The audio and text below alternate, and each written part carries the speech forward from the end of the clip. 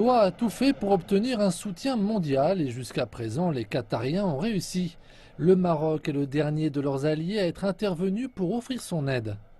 المملكة المغربية من الدول Le Maroc est un pays dont la politique étrangère est unique. C'est ce qu'on appelle une neutralité positive. Il essaie de maintenir des relations avec tous les autres pays. Il s'ensuit qu'il sera toujours un acteur clé dans la résolution de crises régionales, et cela d'une manière ou d'une autre.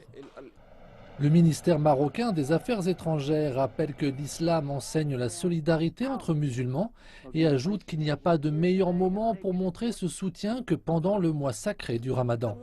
Le Maroc a été très clair quand il a annoncé qu'il envoyait des vivres. Il a déclaré que ces envois étaient destinés à soutenir les citoyens qatariens.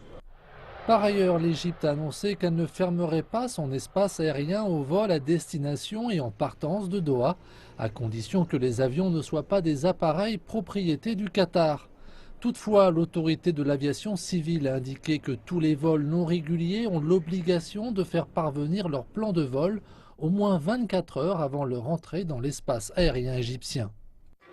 L'Égypte n'a pas de problème avec le Maroc ou avec tout autre pays, donc peu importe si ces compagnies aériennes utilisent leur espace aérien comme d'habitude, même si c'est vers le Qatar. La façon dont ils atteignent Doha n'est pas le problème du Caire. La plus grande crise diplomatique entre les pays du Golfe se poursuit sans début d'embellie. On peut noter que le Qatar s'est montré efficace pour atténuer l'impact du blocus économique en trouvant d'autres sources de nourriture. L'Iran et la Turquie ont déjà fait parvenir des marchandises à Doha. Quant à cette décision similaire marocaine, elle indique que l'Émirat est prêt à résister aux pressions croissantes des pays arabes.